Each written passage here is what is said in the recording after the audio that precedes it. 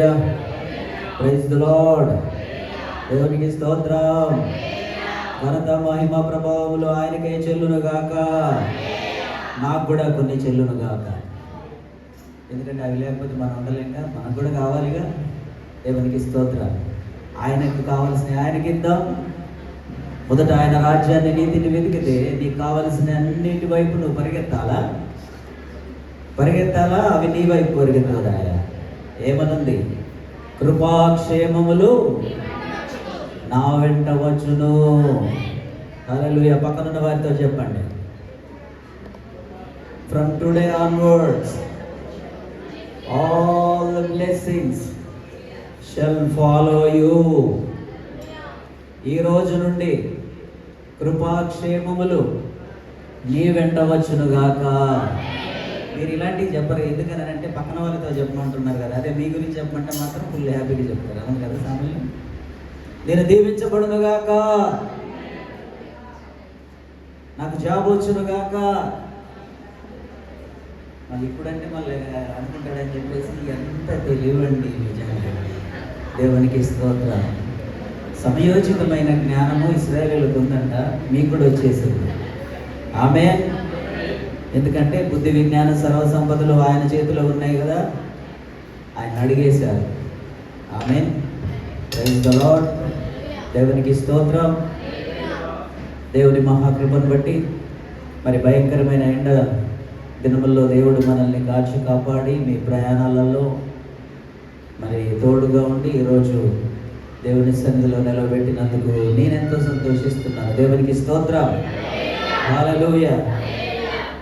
ఈ వారంలో ప్రయాణాలు చేసిన వాళ్ళందరూ ఒకసారి దేవునికి స్తోత్రం చెల్లించండి. ఎల్నినో ఎండలు అనేవి చాలా భయంకరమైనవి, చాలా డేంజర్. దేవుడు మిమ్మల్ని కాచి కాపాడాడు. ఇశ్రాయేలులను దేవుడు ఏ విధంగా కాచి కాపాడాడు? పగలు మేఘస్తంభము ద్వారా. దేవునికి స్తోత్రం. ఈరోజు కూడా మిమ్మల్ని అందరినీ కూడా క్షేమంగా కాచి కాపాడాడు. దేవునికి స్తోత్రం. మీ యొక్క టూర్స్ కళ్యాణి, అదేవిధంగా మరి ఇంకెవరు జర్నీ చేసిన వాళ్ళందరూ మెర్సీ, దేవునికి స్తోత్రం. ఎప్పుడు వస్తుందా మెర్సీ అని చెప్పేసి చూస్తూ ఉన్నాం మేము. దేవునికి స్తోత్రం. ఆదివారం కల్లా దేవుని సన్నిధిలో మరి వచ్చి దేవుని సన్నిధిలో కూర్చుంది. దేవుడు నేను దీవించును గాక. ఆమేన్. Praise the lord. దేవునికి స్తోత్రం. హల్లెలూయా.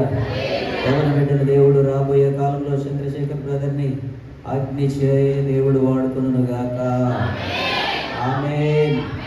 హల్లెలూయా. మనం కూడా ఒక కుటుంబ ఆశీర్వాద కూడిక రోజు వారిని గెస్ట్గా పిలుతుము గాక. ఆమేన్. హల్లెలూయా. Praise the lord. అందరు బాగున్నారా? ఫైన్ కదా. దేవునికి స్తోత్రం. అదేవిధంగా మరి ఒకసారి ఈరోజు మరి దేవుని సన్నిధికి మొట్టమొదట వచ్చిన సహోదరులను బట్టి మరి సహోదరుని బట్టి నేను ఎంతో సంతోషిస్తున్నాను. దేవునికి స్తోత్రం. ఈరోజు ఆదివారం దేవుని దినం. దేవుని సన్నిధి మన కొరకు ఎదురు చూస్తూ ఉంటుంది. పాస్టర్ గారి కోసము కొంతమంది ఆ ఇంట్లో ఫ్యామిలీ ఎవరైతే ఎల్డర్ ఉన్నారో వారి కోసం వస్తూ ఉంటారు. వారు చర్చికి రాలేదనుకోండి, ఫ్యామిలీ మెంబర్స్ అందరూ కూడా చర్చికి రాకుండా ఉండిపోతారు. దేవుని నాణ్యముల కన్నా దేవుని వాక్యము నాకు కావాలి అనే ఆశ నీ మనసులో ఉంటే ఏది ఏమైనా దేవుని సన్నిధికి పరిగెత్తుకొని వస్తావు. ఆమేన్. అందుకే ఒక భక్తుడు పాడుతున్నాడు కదా, మంచి పాట. ఏమి ఉన్నా లేకున్నా, ఎవరు నాకు లేకున్నా, ఏమి ఉన్నా లేకున్నా, నాకు లేకున్నా, యేసునందే ఆనందింతును, యేసయ్యనే ఆరాధింతును. హల్లెలూయా. యేసునందే ఆనందింతును.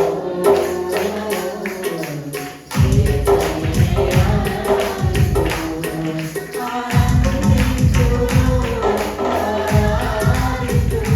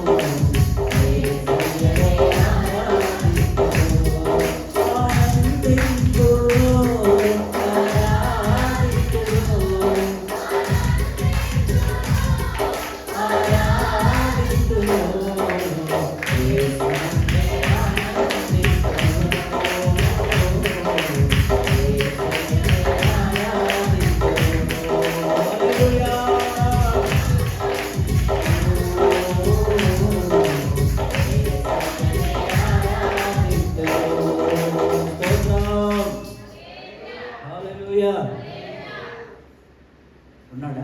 ఏముంది నీ మనసులో? వెండి బంగారాలు, కొత్త ఇల్లు. పోయినసారి బిఫోర్ లాస్ట్ సండే అడిగాను కదా, ఎంతమందికి ఇల్లులు కావాలండి, దాని గురించే ఆశ పెట్టుకోవాలి, కృంగిపోయి. అందుకే యేసయ్య చెబుతున్నాడు, నువ్వు ఏదైతే దేని గురించి అయితే బాధపడుతున్నావో, నువ్వు దేని గురించి అయితే చింతిస్తున్నావో, అది నీ దరికి రాకముందే దాని గురించి నేను చింతిస్తున్నాను. కాబట్టి చింత యావత్తు నా మీద వేయాలి. కొంతమంది నేను ఫ్యామిలీ ఎల్డర్ని, నేను ఈ ఇల్లు మొత్తం నా మీద నడుస్తుంది, నా కష్టం, నా తెలివి, నేను చేయబట్టి కదా చాలామంది అనుకుంటూ ఉంటారు. నేను లేకపోతే ఎట్లా బతుకుతారో ఏవో అంటారు కొంతమంది ఫ్యామిలీ మెంబర్స్కి. నేనే కష్టపడుతున్నాను, నేను లేకపోతే బతకలేరని. దేవునికి స్తోత్రం. దేవుడు మిమ్మల్ని పోషిస్తాడు. ఆమేన్. దేవునికి స్తోత్రం. హల్లెలూయా. దేవుని మీద ఆధారపడండి, దేవుని మీద మీ చింత యావత్తు వేయండి. దేవునికి స్తోత్రం. ఏ లోక సంబంధమైన వాటి మీద మనసు పెట్టుకుంటే అవి ఇంకా దూరం అయిపోతూ ఉంటాయి కదా. చిన్నప్పుడు అందరికీ అర్థమయ్యే విధంగా ఒక మంచి స్టోరీ రాశారు, చిన్నప్పుడే చదివేశారు అదంతా కదా. ఒక నక్క ఒక చెట్టును చూసింది. ఏ చెట్టును చూసింది? చిన్నప్పుడే వదిలేసింది కదా. ద్రాక్ష చెట్టును చూసింది కదా. చెట్టును చూసి తిందామని చెప్పేసి బాగా ఆశపడింది, ఎగిరింది, అలసిపోయిన తర్వాత ఏమనుకుంది? వచ్చి అనవసరంగా ఈ చేదు పండ్ల కోసం నేను ఎంతసేపు ప్రయత్నం చేశానని చెప్పేసి చేదు అవ్వే అని చెప్పేసి వెళ్ళిపోయింది. ఎందుకు? తనకు చేత కాదు. ప్రియ సోదరులారా, దేవుడు మన కొరకు అన్నీ కూడా దాచి ఉంచాడు, అన్నీ కూడా నీవు పొందుకోవాలి. ఆమేన్. దేవునికి స్తోత్రం. అవన్నీ కూడా నీకు కావాలంటే ముందు నీ మనసులో యేసయ్య ఉండాలి, ఆయన మాటలు ఉండాలి. నిన్ను కదిలిస్తే సినిమా మాటలు వస్తున్నాయా? నిన్ను కదిలిస్తే కొంతమందిని కదిలిస్తే కష్టాలన్నీ లిస్ట్ పెట్టి చెప్తూ ఉంటారు.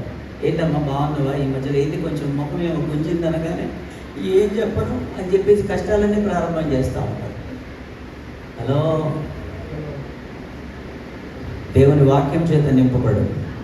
హల్లెలూయా. ఎవరైనా కదిలిస్తే దేవుని మాటలు మాట్లాడు. నీ మనసులో ఎవరు ఉండాలి?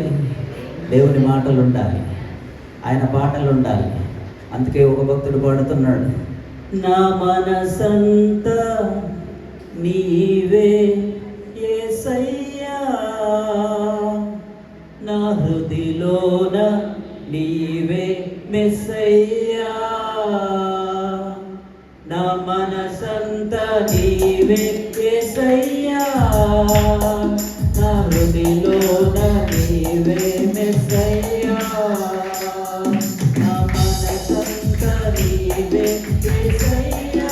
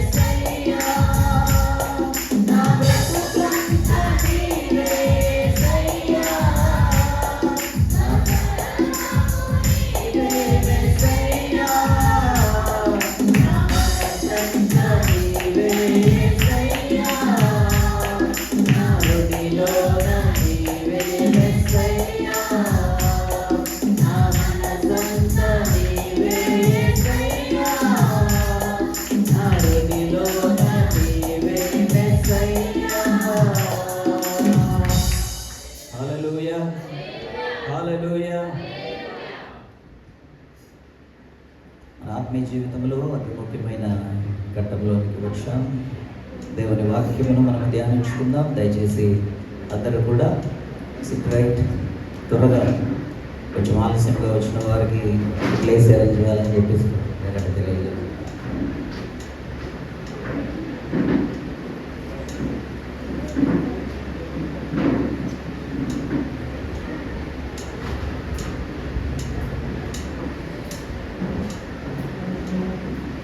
అందుకొరకే ఆదివారం ఆరాధనకు సమయం కేటాయించబడింది. కాబట్టి సమయం మనకు అందరం వస్తే ఈ విధమైన డిస్టర్బెన్స్ ఉండదు. కాబట్టి దయచేసి ప్రభు బయట తెలియజేస్తున్నాను, బ్రతిమలాడి దేవుని సన్నిధిలో we have a time for everything. ప్రతి ఒక్కదానికి సమయం ఉంది. కాబట్టి సమయం దేవుని సన్నిధికి వచ్చినట్లయితే మరి బహుభారముగా వాతావరణం ఉంది. కాబట్టి త్వరగా మనం ముగించుకొనవచ్చు. దేవునికి స్తోత్రం. ఆమేన్. హల్లెలూయా. Are you ready? Forget about every trials you are facing when you come to the lord. దేవుని సన్నిధికి వచ్చినప్పుడు దేవుని వైపే చూడాలి. మీ బాధలు నేను లాస్ట్ వీక్ మీకు తెలియజేశాను. When you remember your trials again and again, it will be doubled. మీరు మీ బాధలను మీ కష్టాలని మరి ఒకసారి జ్ఞాపకం చేసుకుంటే మీరు బాగా ఆలోచించండి. నైట్ అంతా నిద్రపోకుండా మీ కష్టాలన్నింటి గురించి ఆలోచించండి. తెల్లవారేసరికి కొంచెం తగ్గిపోతాయి అవి.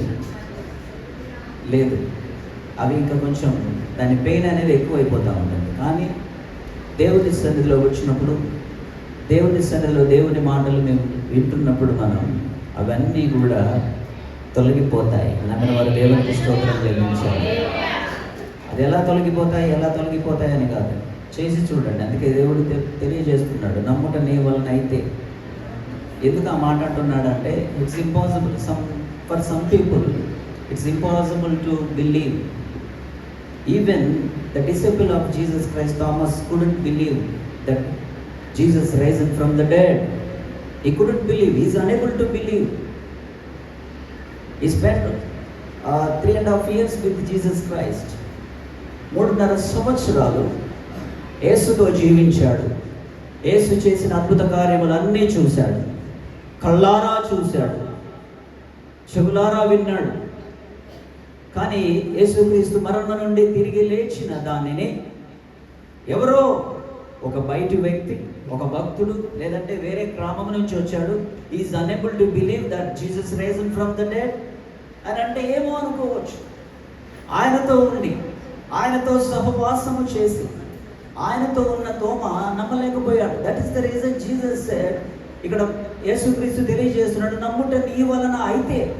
ఎందుకనంటే lot of people are unable to believe. Even they are Christians, they are coming to the church, they are listening the word of God, they are listening different kind of pastors. చాలా మంది దైవజనుల ప్రసంగాలు బాగా వింటారు. చాలా మంది ఈ రోజు we have a lot of opportunities to listen the word of God through YouTube ద్వారా మీరు different గొప్ప దైవజనుల వాక్యాలు మీరు వింటున్నారు. But where is the faith? దేవుని వాక్యం తెలియజేస్తుంది, మరి వినటం వలన విశ్వాసము గ్రో అవ్వాలి. వినటం వలన విశ్వాసం అనేది కట్టబడాలి. ఒక ఇల్లు ఏ విధముగా కట్టబడుతుందో, ఒక పట్టణము ఏ విధముగా కట్టబడుతుందో, దేవుని వాక్యము వింటున్న కొలది, ఈ విధముగా ఆదివారం వస్తున్న కొలది, ఈ ఆదివారం వచ్చే ఆదివారం వచ్చి, అదే విధముగా లాస్ట్ సండే వస్తున్నప్పుడు మీ యొక్క స్పిరిచువల్ గ్రోత్ అనేది ఆత్మీయంగా అభివృద్ధి చెందాలి. Last Sunday before last Sunday నేను మీకు ఏం చెప్పాను, ఏ టాపిక్ చెప్పాను అని అంటే నేను గుర్తు చేసే వరకు కూడా కొంతమంది చెప్పట్లేదు. వై? అందుకే that is the reason Jesus said, if you are able to, yes I can do, I am able to do. అందరూ చెప్పండి, yes నేను విశ్వాసం ఉంచగలను. ఆమేన్. అందరూ చెప్పండి. లేదంటే ఇట్లనే ఉంటారు. నేను ముసలిని అయ్యే వరకు కూడా ఇంతే ఉంటారు. ఏమీ మార్పు రాదు, ఎక్కడ వేసిన కొంగలు అక్కడనే ఉంటుంది. మీరు నమ్మటం ప్రారంభం చేస్తే దేవునికి స్తోత్రం. హల్లెలూయా. నీవు ఊహించనివి, ఈవెన్ నీ కన్న తల్లిదండ్రులు కూడా ఇమాజిన్ చేయడానికి కూడా భయపడిన కార్యంలో దేవుడు నీ జీవితంలో చేస్తాడు. నమ్మిన వాళ్ళు దేవుడికి స్తోత్రం చెల్లించండి. హల్లెలూయా, హల్లెలూయా. చేస్తాడు ఆయన. నీ బంధువు కాదు, నీ యొక్క చుట్టాలు కాదు, నీ యొక్క రక్త సంబంధికులు కాదు మాట ఇచ్చి అబద్ధం ఆడటానికి. ఆయన నమ్మదగిన దేవుడు, ఎంతైనా నమ్మదగిన దేవుడు. పరిస్థితులను బట్టి నీ జీవితంలో ఆయన చేయగలిగిన వాడు కాదు. పరిస్థితులు నీకు వ్యతిరేకముగా ఉన్నను ఆయన చేయగల దేవుడు. దేవునికి స్తోత్రం. అది నమ్మాలి. అందుకే యేసుక్రీస్తు తెలియజేస్తున్నాడు, నమ్ముట నీ వలన అయితే అవుతుందా? నీ వలన వింటున్నావు కానీ నమ్ముతున్నావా? దేవునికి స్తోత్రం. హల్లెలూయా. ఈరోజు మనం ఒక స్లోగన్ పెట్టుకుందాం, వింటున్నాను కానీ నమ్ముతున్నానా లేదా? పక్కన వారిని అడగండి ఒకసారి, వింటున్నావు బాగానే చెప్పండి. పక్కన వారితో చెప్పండి ఒకసారి, వింటున్నారు, బాగానే వింటున్నారు, నమ్ముతున్నారా? హల్లెలూయా. నమ్మటం ప్రారంభం చేయండి. Everything shall follow you. ఆమేన్. మిమ్మల్ని ఫాలో అవుతాయి. మీరు ఇక్కడ వచ్చి దేవుని సన్నిధిలో కూర్చొని దేవుని మాటలు విని నమ్మి వెళ్ళండి. మీ చాడ తెలుసుకుని దీవెనల ఆశీర్వాదములు మిమ్మల్ని వెంటాడుతాయి. దేవునికి స్తోత్రం. హల్లెలూయా. నమ్మిన వారు దేవునికి స్తోత్రం చెల్లించండి. హల్లెలూయా. ఎక్కడ ఉన్నావో నిన్ను పసిగట్టి దీవెనల ఆశీర్వాదములు వెంట పరిగెత్తుతాయి. దేవుడు ఆ విధముగా చేశాడు. హల్లెలూయా. దేవునికి స్తోత్రం. నమ్మం, వింటాం, బాగా సర్టిఫికెట్ ఇస్తాం కొంతమందికి. అబ్బా, ఈ పాస్టర్ గారు బాగా చెప్పారు, ఈ పాస్టర్ గారు మంచిగా నవ్విస్తూ చెప్తున్నారు, ఈ పాస్టర్ గారు భలే చెప్పారండి ప్రసంగం. Do you believe or do you like it? హల్లెలూయా. ఈ సోషల్ మీడియాలో ఉంటుంది, లైక్లు ఎన్ని వస్తాయి. They are not believe, they want likes from people. దేవునికి స్తోత్రం. దేవుని దగ్గర అధికారం కావాల్సింది. నమ్ముట నీ వల్ల అయితే నమ్మువానికి సమస్తము సాధ్యం. ఆమేన్. హల్లెలూయా, హల్లెలూయా.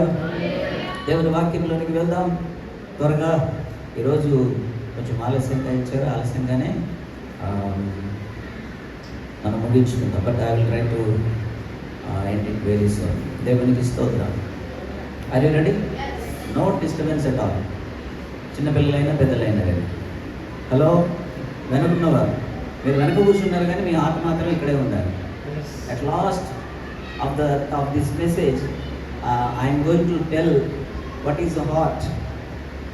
ఈ ప్రసంగం చివరిలో నేను మీకు హార్ట్ యొక్క ఇంపార్టెన్స్ మీకు తెలియజేస్తాను. It's wonderful testimony of man, great man of God.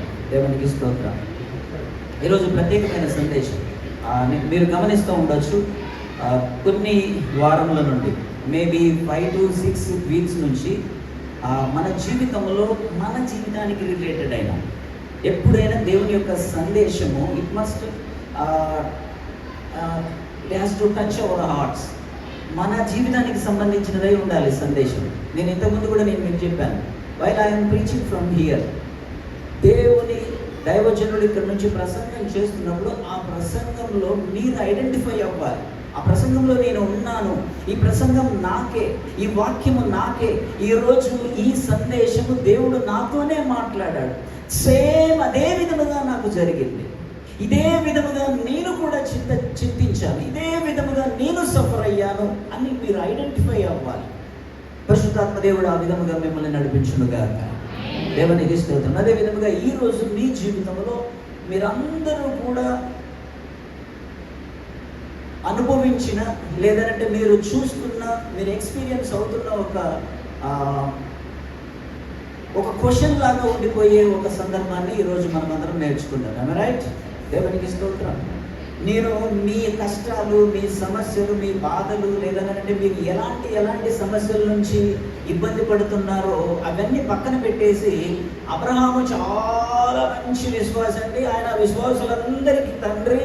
యోసేపు చాలా మంచివాడు, మరి ఆయన చిన్నతనం నుంచి చాలా భక్తిగా ఉన్నాడు, మరి ఐగుప్తు దేశానికి ఆయనను దేవుడు మంత్రిగా చేశాడని చెప్పేసి మీ జీవితాలు, లేదంటే మీరు ఏ విధమైన సమస్యలు అనుభవిస్తున్నారో, ఏ విధమైన ఆర్థిక సమస్యలు, ఏ విధమైన నిందలు, ఏ విధమైన సమస్యలు గుండా మీరు వెళ్తున్నారో దాని గురించి ఏ విధమైన ప్రసంగం చేయకుండా కేవలము అబ్రాహాము గురించి, ఇస్సాకు గురించి, యాకోబు గురించి, యోసేపు గురించి ప్రసంగం చేసి ఆమెను అన్నాను అనుకోండి, మీ జీవితంలో సక్సెస్ ఉంటుందా? అది రిలేటెడ్ అవ్వాలి. దేవునికి స్తోత్రం, హల్లెలూయా. కాబట్టి ఈరోజు మన జీవితానికి సంబంధించిన సందేశమును దేవుడు మనకి ఇవ్వబోతున్నాడు. నమ్మిన వారు దేవునికి స్తోత్రం చెల్లించండి. హల్లెలూయా, హల్లెలూయా. ఈరోజు సందేశము లేదంటే ఈరోజు సందర్భం వచ్చేసి when we face big trials అని అంటే అతి విపరీతమైన సమస్యల గుండా మనము వెళ్తున్నప్పుడు, బాగా గమనించండి, మీరు ఇంటెలెక్చువల్గా ఈరోజు మీరు వినకపోతే ఈరోజు కూడా అర్థం కాదు. అతి భయంకరమైన నిందలు, శ్రమల గుండా నీవు వెళ్తున్నప్పుడు, లేదా నీ తోటి వారు, నీకు తెలిసిన వారు వెళ్తున్నప్పుడు మనకు ఒక విషయము అనిపిస్తూ ఉంటుంది. అదేంటి అని అంటే, అరే వీరు ఇంత శ్రమల్లో నుండి వెళ్తున్నారు, లేదనంటే నేను ఇంత కష్టం అనుభవిస్తున్నాను, నాకు ఏదైనా శాపం తగిలిందా కదా, నేను ఎవరికి అన్యాయం చేసినాను అంటారు కదా. బాగా శ్రమలు వస్తున్నప్పుడు, విపరీతమైన బాధలు మీరు అనుభవిస్తున్నప్పుడు, నేను ఎవరికి ఏం అన్యాయం చేసినా అని అంటే మీరు క్వశ్చన్ చేస్తున్నారు. ఎవరిని క్వశ్చన్ చేస్తున్నారు? మీకు మీరు క్వశ్చన్ చేసుకుంటున్నారు. నేను ఎవరికైనా ఏదైనా అన్యాయం చేశాను, ఆ శాపం నాకేమైనా తగిలిందా అని. ఆమె దేవునికి స్తోత్రం. ఈరోజు దాన్ని మనం చాలా కీలకమైంది. దేవునికి స్తోత్రం. ఒక్కోసారి ఇది మన జీవితంలో అలాంటి సమస్య వచ్చినప్పుడు, అందరూ చాలా జాగ్రత్తగా నా వైపే చూస్తూ ఉండండి, ఓకే? మన జీవితంలో అలాంటి సమస్య వచ్చినప్పుడు, మన సందర్భం వచ్చినప్పుడు, లాస్ట్ వీక్ మనం నేర్చుకున్న నాకే ఈ విధంగా ఎందుకు జరగాలి, ఈరోజు మనం ఏం నేర్చుకుందామని అంటే, దీనంతటికి నేను పడుతున్న ఈ నిందలు, అవమానం, నేను ఎంత కష్టపడ్డా కానీ డబ్బు నిలవట్లేదు, నేను ఎంత చేసినా కానీ సక్సెస్ అవ్వట్లేదు అని అంటే, ఏదైనా ఆ యొక్క శాపం నా మీద కానీ, లేదనంటే నా పూర్వీకులు చేసింది ఏదైనా నా మీద ఉందా అని చెప్పేసి డౌట్ వస్తూ ఉంటుంది. అలాగే ఇది ఫస్ట్ క్వశ్చన్. అదే విధంగా సెకండ్ క్వశ్చన్ ఏంటంటే, సమ్వన్, మనము కాకుండా మనకు సంబంధించిన వారు ఎవరైనా, బంధువులైనా, స్నేహితులైనా భయంకరమైన నిందల్లో, శ్రమల్లో కూరుకుపోతూ ఉంటే మనుషులు అంటూ ఉంటారు, ఎన్ని పాపాలు చేశాడో ఆ పాపం అంతా ఇప్పుడు వాడికి తగిలింది, పాపం వాడికి తగిలింది కాబట్టి ఆ శ్రమ అనుభవిస్తున్నాడు. ఇంకో మాట అంటారు కదా, ఏంటి అని అంటే, చేసిన పాపం ఊరికే పోతుందా? That means we believe that they are suffering because they have done something wrong against to someone in previous days అని అంటే, వాడు ఇప్పుడు కాదు, ఇంతకుముందు ఎప్పుడో ఎవడికో ఒకటికి అన్యాయం చేసి ఉంటాడు కాబట్టి ఈరోజు ఆ శాపం వాడికి తగులుతుంది అని చెప్పేసి మనం నమ్ముతాం. అవునా కాదు? అందరు రెస్పాండ్ అవ్వండి. దేవునికి స్తోత్రం. అవునా కాదు? మనం అంటాం సాధారణంగా, అనకపోయినా మన మనసులో ఉంటుంది. దీని గురించి దేవుని వాక్యం ఏం తెలియజేస్తుంది? హలో, జాగ్రత్తగా వినండి. ఈ ప్రశ్నలు ఎందుకనంటే, every one of us have gone through the trials అని అంటే, మనం అందరం కూడా ఏదో ఒక సమయంలో, ఇక్కడున్న ప్రతి కుటుంబము కూడా ఏదో ఒక రోజు భయంకరమైన విపత్తు నుండి, భయంకరమైన ఆర్థిక సమస్య నుండి, భయంకరమైన నిందల అవమానముల నుండి సక్సెస్ అయ్యే రోజు ఇక్కడ ఉన్నాం కదా. అంటే ఏదో ఒక రోజు మనం సఫర్ అయ్యాం బాగా. దానికి కారణము మనం అనుకున్నది కరెక్టా, వేరే వారు అనుకున్నది కరెక్టా, కానీ దేవుని వాక్యం చెబుతున్నది కరెక్టా? ఈరోజు మనం నేర్చుకుందాం. అర్థమైందా? ట్రైన్లో ఉపయోగించుకుంటే అర్థం కాదు. ఉట్టికి నేను వచ్చి కూర్చుంటాను, నాకు అవుట్లేయర్ మెసేజ్ అనేది ఒక ఉపన్యాసం లాగా ఇచ్చేసి పంపించేయండి అని అంటే మాత్రం కుదరదు. We have to know the truth, so that the truth will set us free from all kind of bondages. మనం ఓన్లీ లిజనర్స్గా ఉండడానికి దేవుని సన్నిధికి రాలేదు. When we know the truth, when we believe the truth strongly, దేవుని వాక్యములు, దేవుని సత్యమును మనము బాగా మన హృదయములో, మన జీవితంలో ఎంతగా స్ట్రాంగ్గా దాన్ని ఎస్టాబ్లిష్ చేసుకుంటామో, ఎంత స్ట్రాంగ్గా డెడికేట్ చేసుకుంటామో, ఫౌండేషన్ ఇస్తామో, ఆ ఫౌండేషన్ ప్రకారం మీరు పైన ఎన్ని అంతస్తులు కట్టినా కానీ స్ట్రాంగ్గా ఉంటుంది కదా. పిల్లర్స్ లేని ఇంటి మీద పిల్లర్స్ లేవు, పాత గోడలు, ఒక 30 years అవుతుంది, 40 years అవుతుంది, దాని మీద 2 అంతస్తులు కట్టాలి సామెలు అంటే కడతావా? కనబడని లోపల ఫౌండేషన్ లేదు. దేవునికి స్తోత్రం. అది దేవుని వాక్యములో మనం ఫౌండేషన్ ఉంటే, దేవుని వాక్యములో నీవు ఎలాంటి సమస్యలైనా కానీ నీకు బలహీనపడని ఫౌండేషన్ అండర్లో ఉండాలి. అది కనపడదు. దేవునికి స్తోత్రం.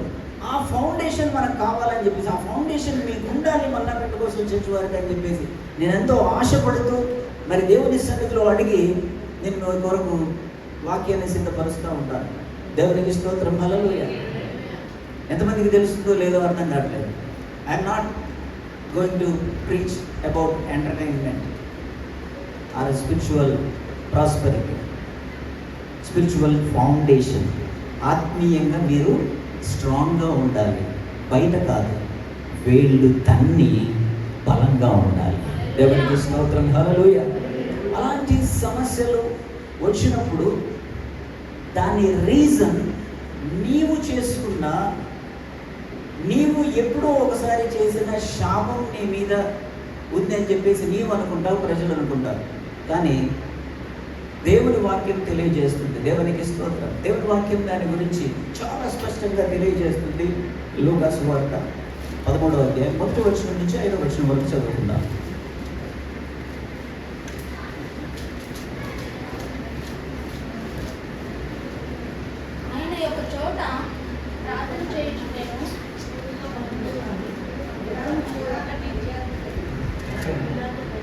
లూకా సువార్త 13వ అధ్యాయము 1వ వచనం నుంచి 5వ వచనం వరకు.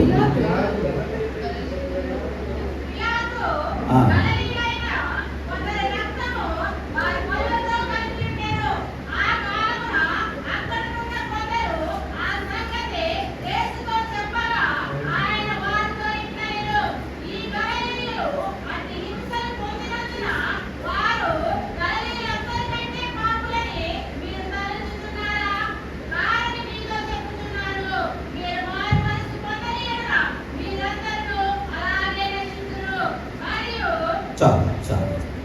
హల్లెలూయా. దిస్ ప్యాసేజ్ జాగ్రత్తగా వినండి. Chandrashekar brother, okay, Chandrashekar brother, ఇప్పుడు మనం చదివిన లేఖనం ఏదైతే ఉందో లూకా సువార్త 13వ అధ్యాయం 1వ వచనం నుంచి 5వ వచనం వరకు, Jesus and his disciples discussed with the peculiar and unique topic. Right. దేవునికి స్తోత్రం. ఇక్కడ అది శిష్యులు అదే విధముగా యేసుక్రీస్తుకు మధ్యలో ఒక సంభాషణ జరుగుతుంది.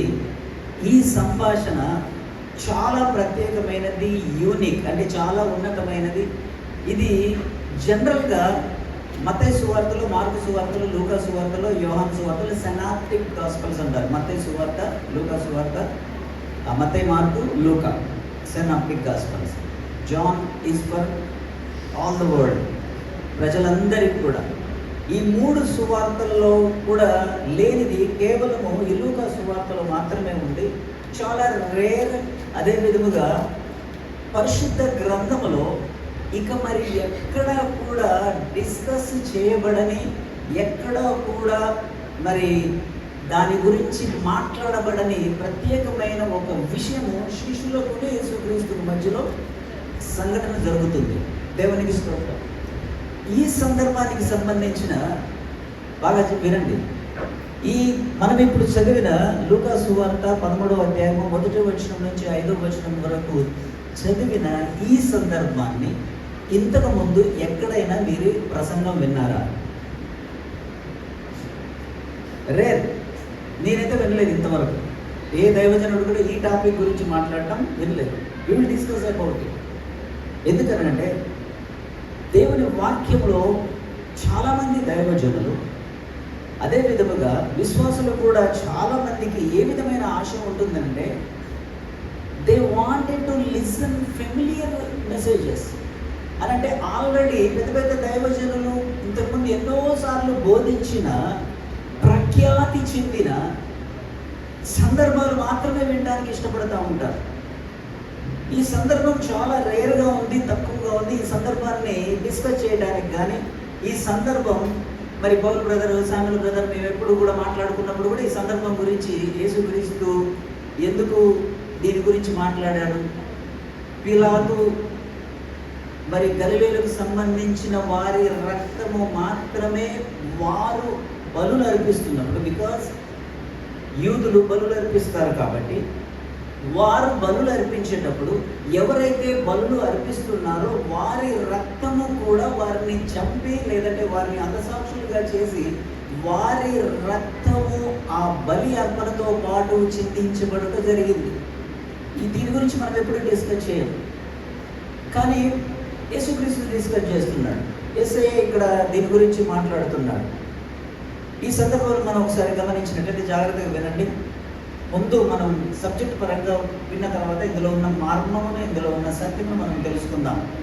పిలాతు గలిలయులైన వారి కొందరి రక్తము వారి బలులతో కలిపి ఉండెను. దేవునికి స్తోత్రం.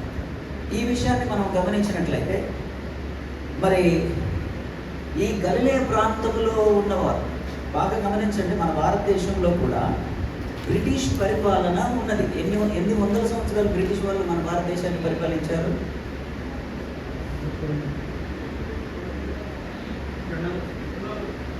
అది కూడా మనకు అవసరం లేదు కదా.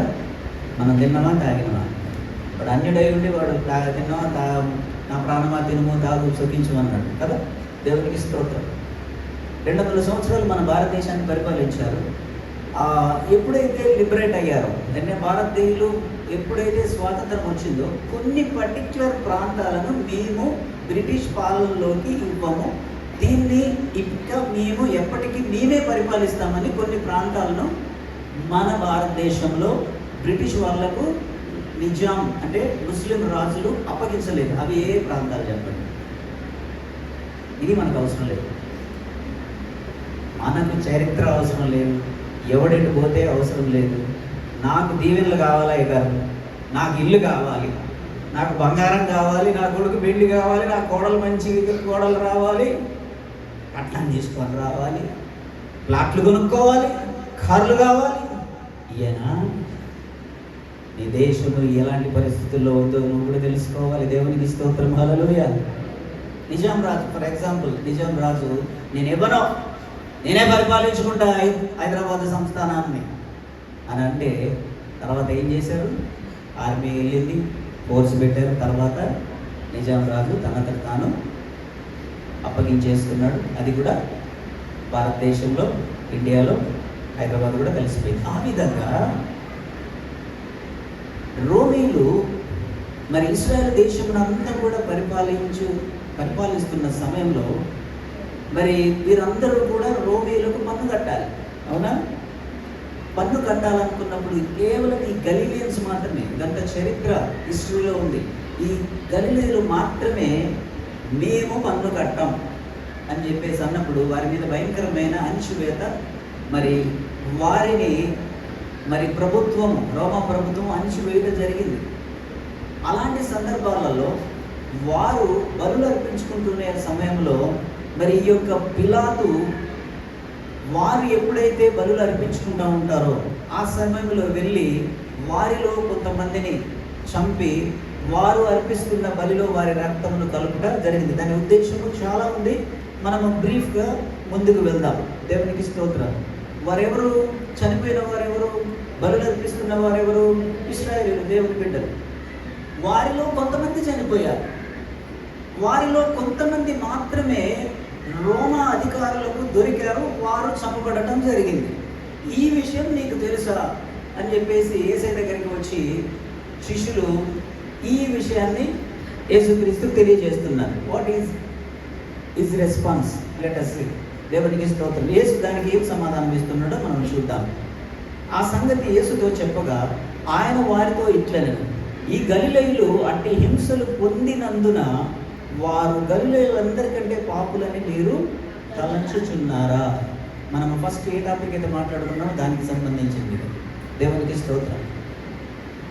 మిగతా యూదులందరూ, మిగతా గలిలయులందరూ కూడా ఆ యొక్క రోమీల చేత ఎవరైతే చంపబడ్డారో గలిలయులు, ఆ చంపబడిన వారు పాపం పండింది అంటే వారు పాపం చేశారు కాబట్టి వారికి చేతికి చిక్కారు, రోమిల చేతికి చిక్కారు. వారు తప్పు చేశారు కాబట్టి, వారు దేవుని దృష్టిలో తప్పు చేశారు కాబట్టి మరి ఆ రోమ పాలన వారి ద్వారా వారికి శిక్ష అనుభవించబడింది అని చెప్పేసి మిగతా గలిలీయులు అంటే మిగతా బ్రతికిన వారందరూ కూడా, క్షేమంగా ఉన్న వారందరూ కూడా చనిపోయిన వారి గురించి ఏ విధమైన కంక్లూషన్కి వచ్చారు అని అంటే వారు తప్పు చేశారు కాబట్టి వారి పాపం పండింది. అవునా? ఇందాక కూడా మనం మాట్లాడుకున్నాం కదా, కొంతమంది సఫర్ అవుతా ఉంటే చేసిన పాపాలు మామూలుగా పోతాయా, నేను ఏదో అనుకున్నా కానీ మీరు మామూలుడు కాదు, వీడికి ఇంతే జరగాలి. అవునా కాదు కదా? ఇలాగా వారి సొంత ప్రజలను గురించి ఇశ్రాయేలీయులు గలిలయలు అనుకుంటున్న సమయంలో యేసుక్రీస్తు దగ్గరికి ఆ యొక్క విషయం వచ్చినప్పుడు అప్పటి వరకు శిష్యులందరూ కూడా, అప్పటి వరకు యూదులందరూ కూడా ఎవరో ఒకరి ద్వారా లేదనంటే మరి రోమా ప్రభుత్వం వారి ద్వారా ఎవరైతే చనిపోతున్నారో వారు శాపం తగిలి వారు చనిపోతున్నారో అని అనుకుంటున్నారు. కానీ దేవుని వాక్యం తెలియజేస్తుంది, ఆయన అంటున్నాడు ఆయన వారితో ఇట్లనను, ఈ గలిలీయులు అట్టి హింసలు పొందినందున వారు గలిలీయులు ఎందరికంటే పాపులని మీరు తలంచుచున్నారా కారని మీతో తెలియజేస్తున్నాను. దేవునికి స్తోత్రం. హల్లెలూయా, హల్లెలూయా. నీతిమంతులకైనా పాపులకైనా ఎవరికైనా కానీ మరణం అనేది తప్పదు. మారు మనసు పొందిన వారికి, దేవుని యందు ఉన్న వారికి మరణం అనేది తప్పకుండా ప్రాప్తిస్తుంది. ఎంత ఆరోగ్యంగా ఉన్నా, దివారాత్రులు దేవుని వాక్యమును ధ్యానించిన, బాగా ప్రార్థన పరుడైతే 250 సంవత్సరాలు బతికేస్తాడు. బాగా బైబిల్ చదువుతాడు, దేవుని వాక్యమును 100 సార్లు చదివేశాడు బైబిల్ని మొత్తం. 100 సంవత్సరాల కంటే ఎక్కువ బతుకుతారా? లేదు.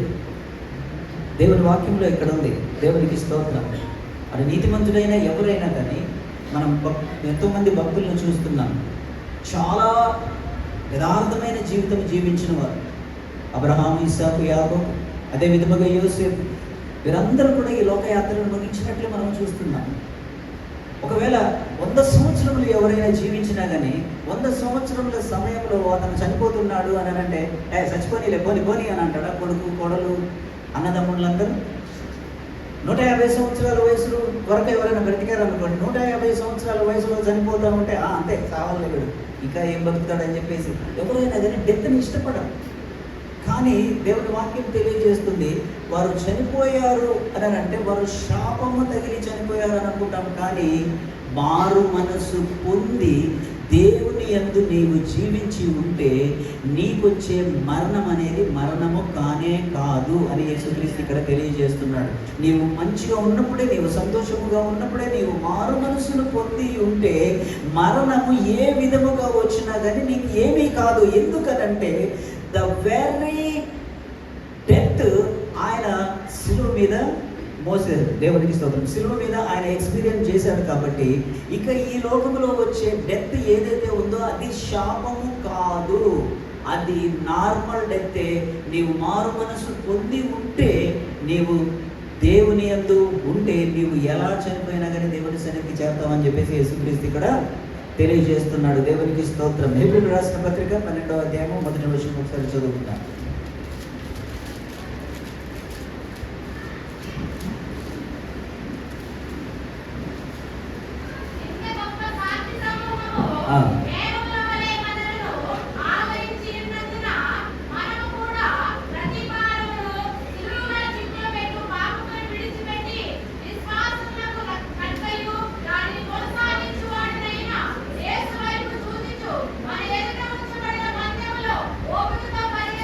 ఓపికతో పరిగెత్తుతాం. దేవునికి స్తోత్రం.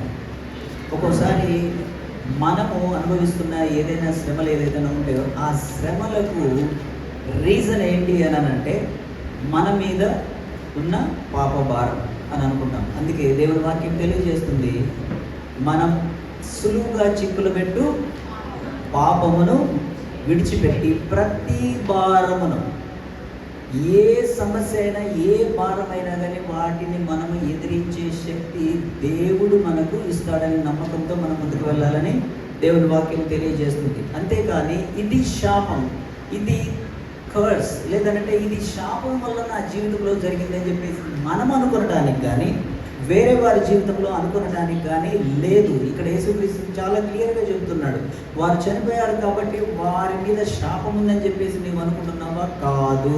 దేవునికి స్తోత్రం, హల్లెలూయా.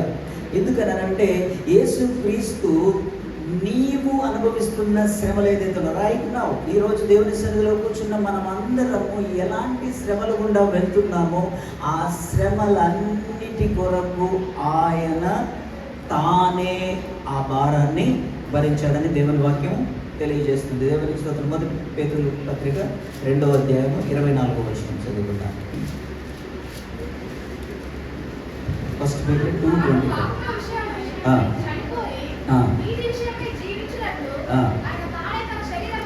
తానే తన శరీరమందు,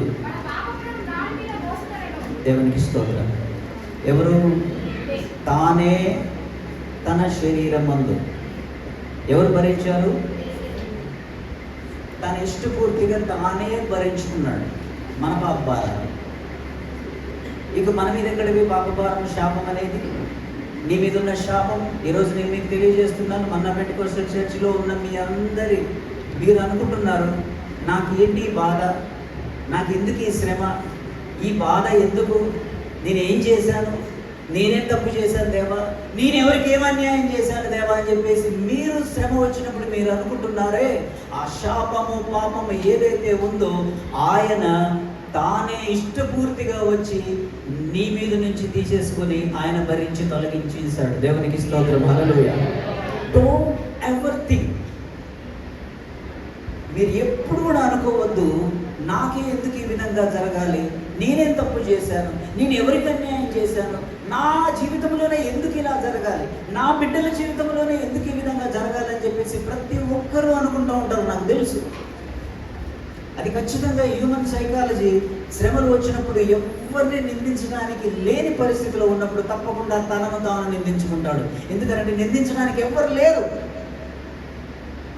ఇప్పుడు ఎవరైనా మనకు ఎనిమి ఉంటే ఆ ఎనిమితో పోరాడతాం, కానీ ఏ ఎనిమి లేకుండా నీవు శ్రమల్లో కూరుకుపోతున్నప్పుడు తప్పకుండా నేను ఎవరికో ఏదో ఒక అన్యాయం చేసి ఉండవచ్చు. అప్పుడు భార్య భర్తలు అనుకుంటారు, నువ్వు 10 సంవత్సరాల క్రితం ఒకరిని తిట్టావు కదా, ఒకరిని కొట్టావు కదా, వాళ్ళ శాపం ఏమైనా తగిలిందేమో. అవునా కాదు? ఒకవేళ కొంతమంది ఏమనుకుంటారు తెలుసా, నువ్వు వాడిని కొట్టావు కదా, వాడి దగ్గర నువ్వు డబ్బులు తీసుకున్నావు కదా, ఒకవేళ వాడేమన్నా నీకు చేతబడి చేశాడేమో. బిలీవర్స్ కూడా అనుకోవడం నేను విన్నానండి. ఆ శాపం కాదు, ఈ శాపం కాదు, దేవుడు ఆ శాపం అన్నిటినీ కూడా సెలవులో భరించి వేశాడు. అవి వచ్చాయి అని అంటే మరి వస్తున్నాయి, ఏంటి రీజన్? దాని గురించి నేను మీకు తెలియజేస్తాను. దేవునికి స్తోత్రం, హల్లెలూయా. ఏ శాపం లేదు. దేవుడు యేసుక్రీస్తు ఆయన శిలువ మీద, ఇప్పుడు ఇందాక మనం చదువుకున్న విధంగా 1 పీటర్ 2:24లో ఆయన తానే నీ శాపములన్నీ కూడా వచ్చి భరించి నిన్ను తప్పించి ఆ భారం అంతా కూడా భరించిన తర్వాత that why we are suffering. ఎందుకు మరి ప్రాబ్లమ్స్ వస్తున్నాయి, ఎందుకు మరి ఇంకా స్టిల్ నేను ఫేస్ చేస్తున్నాను సమస్యలు? ఈ క్వశ్చన్ ఎవరికన్నా రావాలి. దేవుడు శాపం తొలగించేశాడు కదా రాజ్కుమార్, శాపం దేవుడు తొలగించేశాడు కదా, మరి still there is a problem in my life. ఇంకా నా జీవితంలో, నా బిడ్డల జీవితంలో ఇంకా శాపం వెంటాడుతూ ఉంది అని నాకు అనిపిస్తూ ఉంది. What is the reason for it? అది కూడా మనం డిస్కస్ చేసుకుందాం. దేవునికి స్తోత్రం.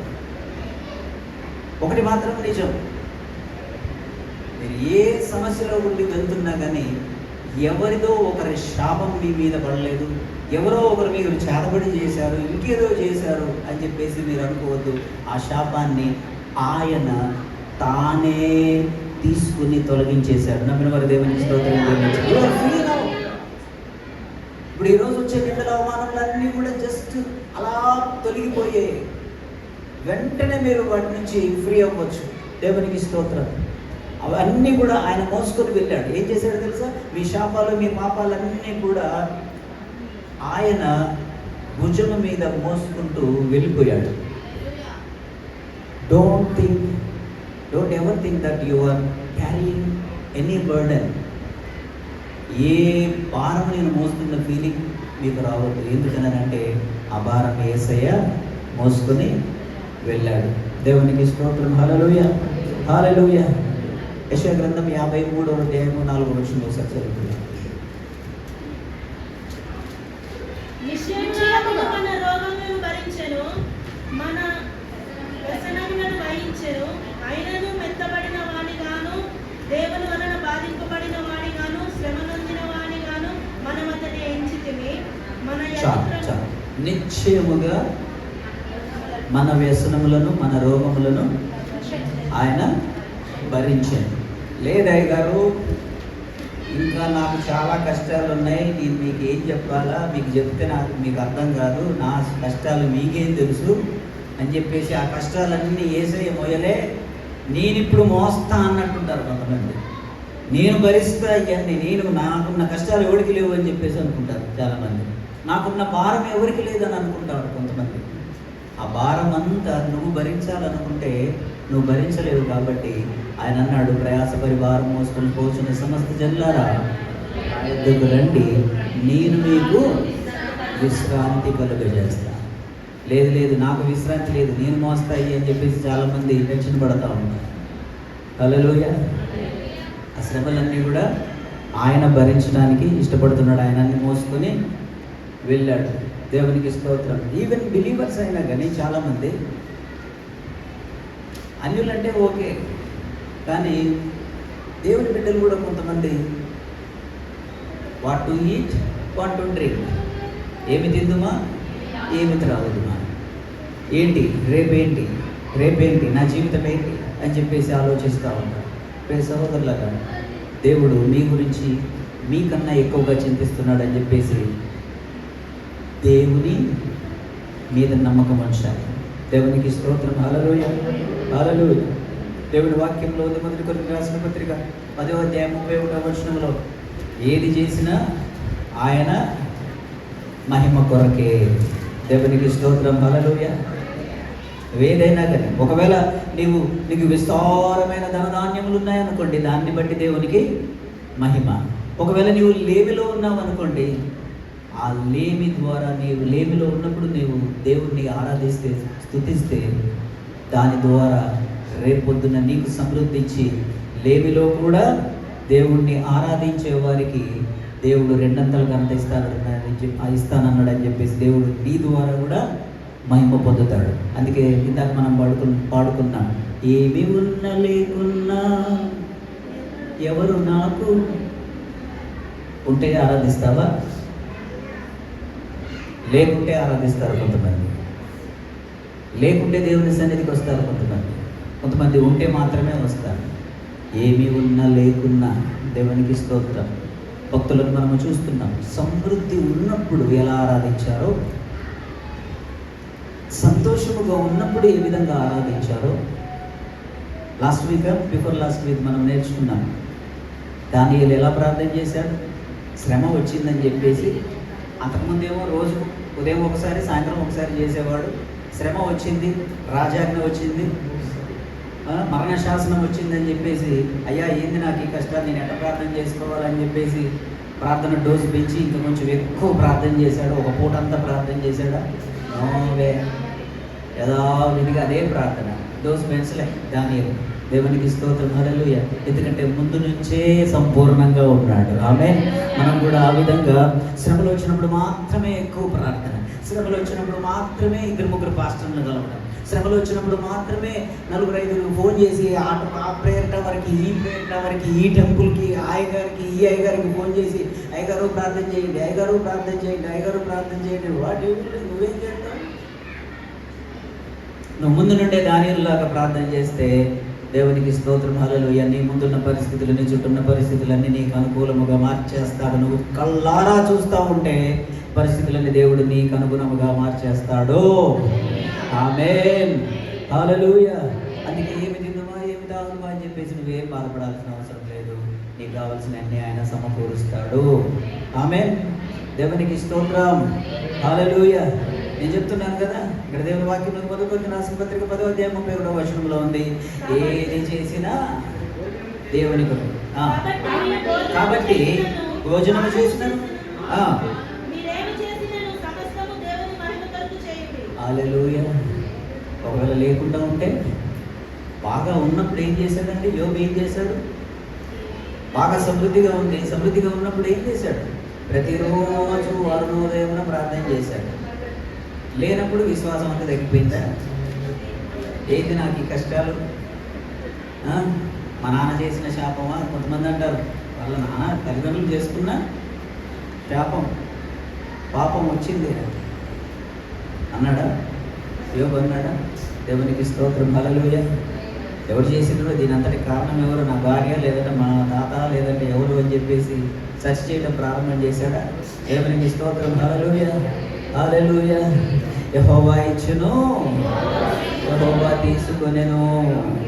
యథావిధి ప్రేమ, యథావిధి ఫెయిత్, అన్సస్టైనబుల్ ఫెయిత్. దేవునికి స్తోత్రం. అందరూ చెప్పండి, అన్సస్టైనబుల్ ఫెయిత్ అని అంటే ఒకరోజు ఒక విధంగా, కష్టం ఉంటేనేమో అంత సంతోషంగా ఉంటే ఒక విధంగా ఉంటుంది, కష్టం వస్తే ఒక విధంగా ఉంటుంది. మన ఫెయిత్ సస్టైనబుల్ ఫెయిత్, మన ఫెయిత్ అన్సస్టైనబుల్ ఫెయిత్.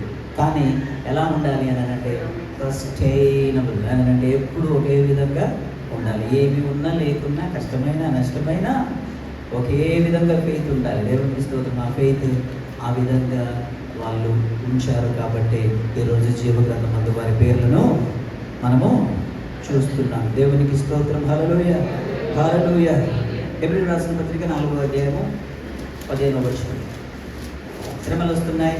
ఏంటి అయ్యగారు మీకు?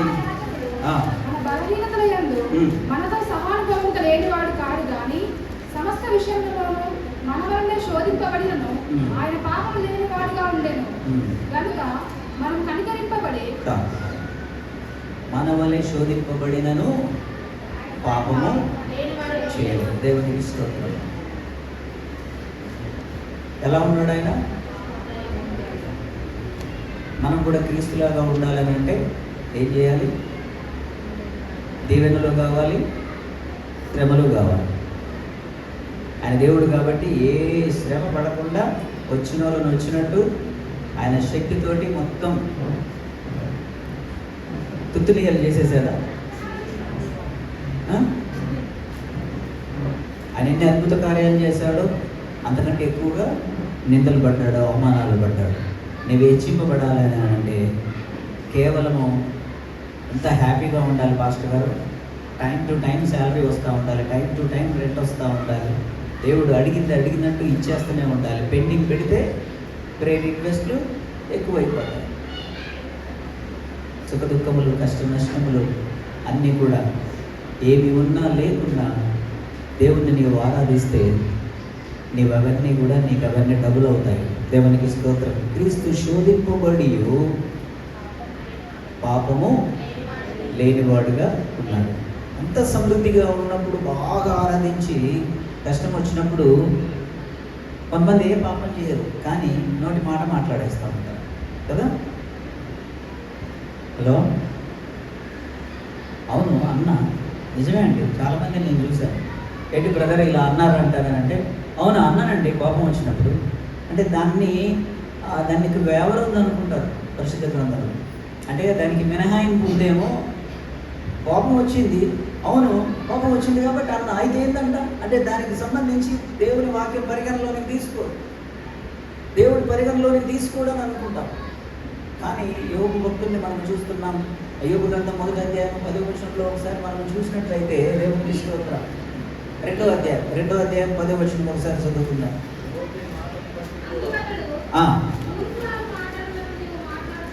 ఎస్,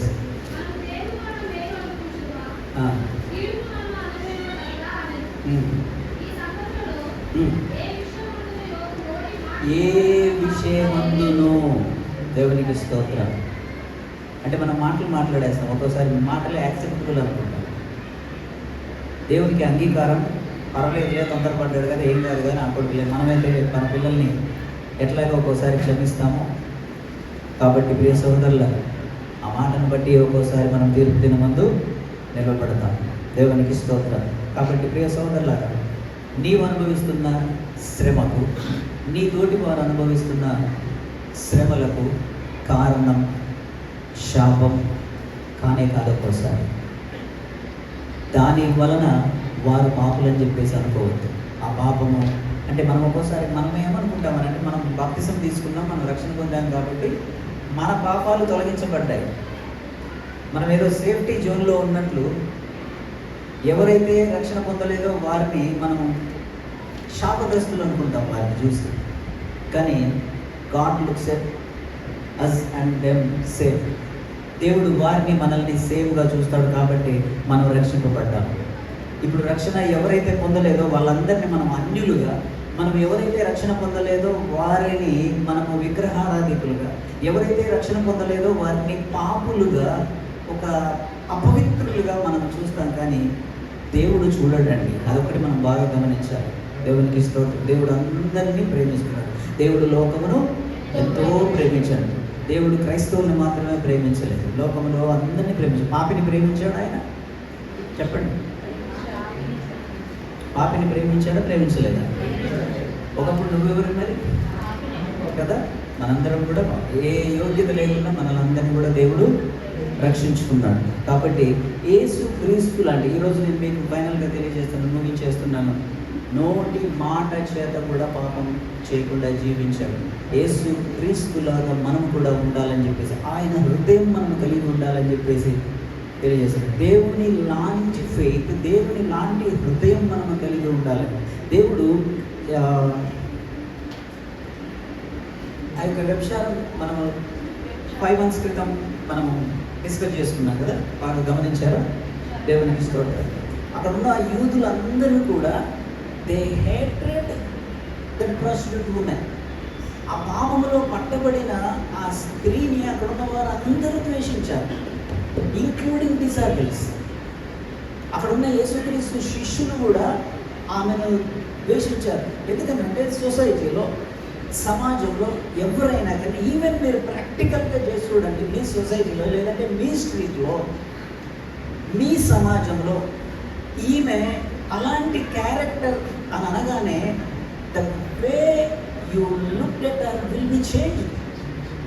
మీరు ఆమెను చూసే విధానం, ఆమెను చూడగానే ముఖం చిట్లించడం, కానీ ఆమె ఒక పాపి చిచి దాని చూడండి ఎంబటే ఆ వర్డ్ వస్తుంది, దాన్ని జోలికి మనకి దాని అని చేస్తూ ఉంటుంది. కానీ యేసయ్య దగ్గరికి వచ్చి అమ్మా అని ఆమెను పిలిచాడు. దేవునికి స్తోత్రం.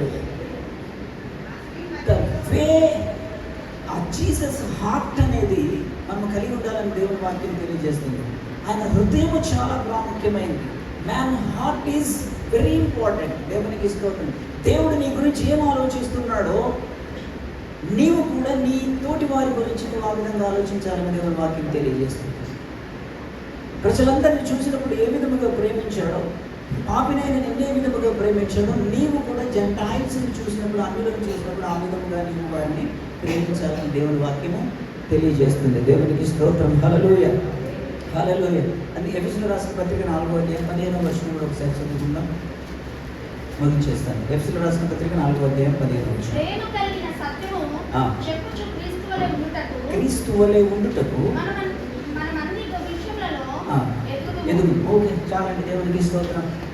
దేంట్లో ఎదుగడానికి ప్రయత్నం చేస్తున్నాం మనమందరం? ఒకసారి బాగా గమనించండి. అందరూ కూడా ఫైనాన్షియల్గా ఎదగాలని చూస్తూ ఉంటారు. మీకు 2 weeks క్రితమే చెప్పాను.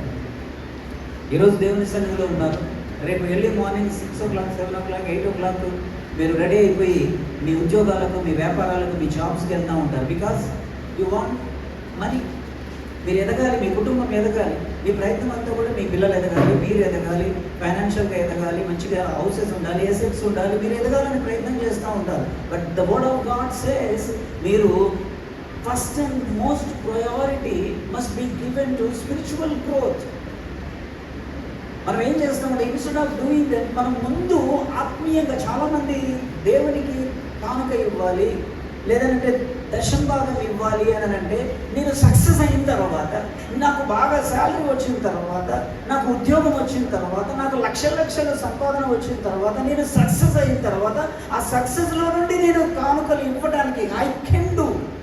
ఎందుకనంటే నేను ఇవ్వగలిగే స్థానంలోనికి రావాలనంటే ముందు నాకు లక్షలు కావాలి, నాకు బాగా ప్రాస్పరిటీ రావాలి, అప్పుడు నేను దేవునికి ఇస్తాను అనుకుంటాను. కానీ దేవుడు పెట్టిన ఒక నియమం ఉంది, ఆ ఉన్న దాంట్లోనే నీవు తీసి ఇస్తే అది చాలా ఇష్టపడతాడు. దేవునికి స్తోత్రం. హల్లెలూయా.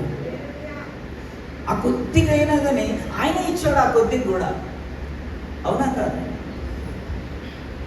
ఆ యొక్క సమయంలో చాలా మంది ధనికులందరూ కూడా వారి యొక్క సమృద్ధి నుండి bundles of bundles, punches of punches money ఇస్తున్నారు. కానీ వారందరి కానుక యేసయ్యకి ఇష్టం అవ్వలే. ఓకే, వారి సమృద్ధి నుండి వారికి ఇస్తున్నారు, కానీ లేవిలో ఇస్తుంది చూసారా, అది ఆయనకు బాగా ఇష్టమైంది. అంటే నీవు లేవిలో ఇవ్వటం ప్రారంభం చేస్తే నీవు దీవించబడతావు. నువ్వేమనుకుంటావంటే, నేను ఆర్థికంగా ఎదిగిన తర్వాత, నేను మంచిగా సొంత ఇల్లు కట్టుకున్న తర్వాత, నాకు ఉద్యోగం వచ్చిన తర్వాత అప్పటి నుంచి నేను దశం భాగం ఇస్తా. ఇప్పుడు నేను దశం భాగం ఇచ్చే పరిధిలో లేను, నాది దశం భాగం ఇచ్చే టీం కాదనుకుంటాం మనం. అమ్మా, నేను దశభాగం గురించి ప్రసంగం చేయట్లేదు, మీరు ఇస్తే మీరే ఆశీర్వదింపబడతారు. Hello, you are giving to God. ఇందాక బ్రదర్ చెప్పారు, వాళ్ళు ఆ మాస్టర్ గారు, బ్రదర్ మీకు కాదు మేము ఇచ్చేది, ఆ యేసయ్య పొలంలో మేము నాటుతున్నాం. ఆ దీవెనల ఆశీర్వాదాలు వారు ఏ దేశంలో ఉన్నా, ఎక్కడ ఉన్నా కానీ, నేను ఇందాక చెప్పాను కదా, ఆ ఇచ్చిన ₹1,00,000 సంబంధించి అది 30దంతలుగా, 60దంతలుగా, 100దంతలుగా తిరిగి వారి తరతరములకు కూడా వారి బిడ్డలకు అద్భుతముగా, ఆశ్చర్యకరముగా దేవుడు వారికి తిరిగిస్తాడు. ఆ దీవెనల ఆశీర్వాదములు వెతికి వెతికి వారిని వెంటాడుతాయి. దేవునికి స్తోత్రం, హల్లెలూయా. అందుకని క్రీస్తు వలె ఎందులో ఎదగాలండి? ఈ రోజు నుంచి మీరు టార్గెట్ పెట్టుకోండి, నేను ఆర్థికంగా ఎదగాలి, ఆర్థికంగా ఎదగాలి, ఇల్లు కట్టుకోవాలి, కారు కొనుక్కోవాలి, ఉద్యోగం అని చెప్పేసి దీని గురించి కాదు. ముందు క్రీస్తు వల్లే ఎదగండి. ఎందుకు మీరు ఆర్థికంగా ఎదగరో నేను చూస్తాను. హల్లెలూయా, దేవునికి స్తోత్రం. నువ్వు చేయు పనిని దేవుడు ఆశీర్వదిస్తానన్నాడు. దేవునికి స్తోత్రం. క్రీస్తు వలె ఉండుటకు మనము ఎదుగుదాము. ఎదుగుదామా? మనం ఎందులో ఎదుగుదాం? క్రీస్తు వలె ఉండుటకు మనము ఎదుగుదాము. దేవునికి స్తోత్రం, హల్లెలూయా, హల్లెలూయా. అనుకున్నవారు ఎందులో ఎదుగుతారండి? డబ్బులు ఎదుగుతారా? బలమా? జిమ్ చేసి కండలా? ఎందులో ఎదగాలి? ఫస్ట్ క్రీస్తు వలె ఉండుటకు ఎదుగుదాము.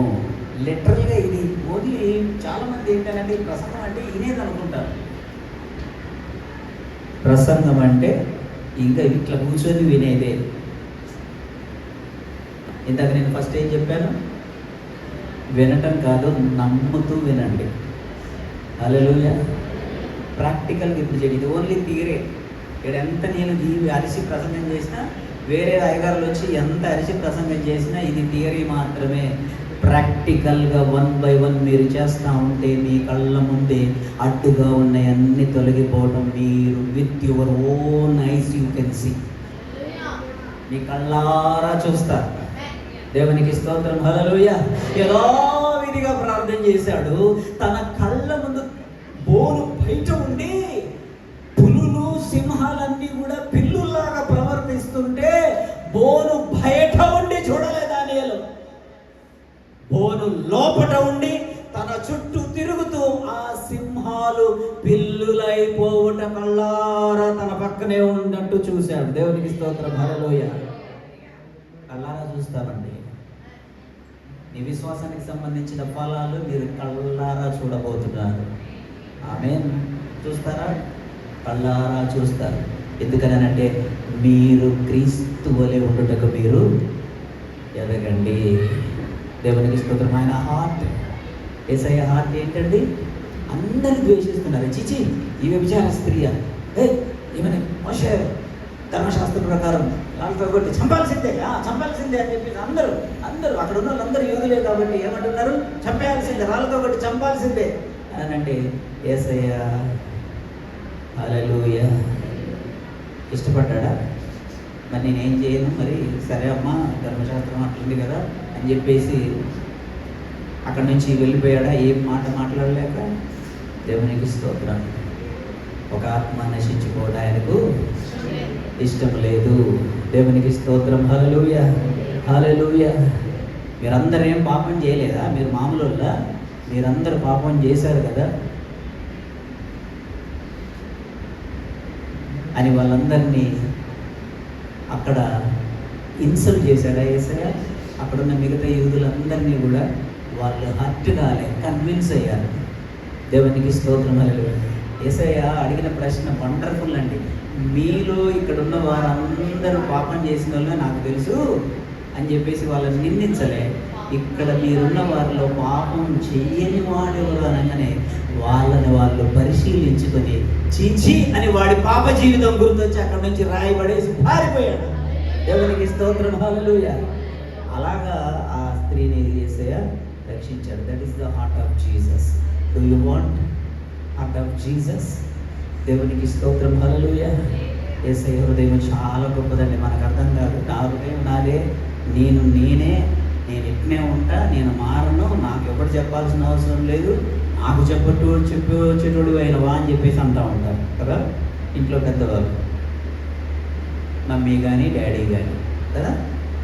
కొంచెం పెద్దవాళ్ళు ఒక 60 years 55 years 70 years రాగానే ఒక విధమైన సైకాలజీ డెవలప్ అయిందండి. ఏంటి అని అంటే, ఇక నాది తప్పు అయినా కానీ నా పట్టుకున్నది నేను 3 కాళ్ళే ఉన్నాయి ఈ కుందేలకి, నాకు ఎవరు చెప్పాల్సిన అవసరం లేదు, తప్పే అందరి ముందు తప్పని తెలిసిపోద్ది, అయినా కానీ ఒప్పుకోరు. ఎందుకనంటే ఈగో.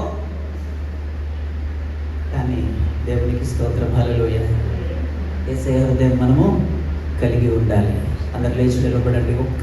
ఒక్క పాయింట్ చెప్పేసి నేను మీకు ముగించేస్తాను. దేవునికి స్తోత్రం. అందరు దయచేసి నిలబడండి, ముగించేసుకుందాం.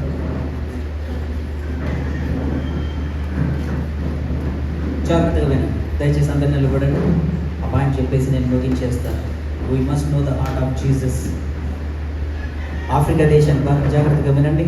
1 నిమిషం 2 నిమిషాలు ఆగండి.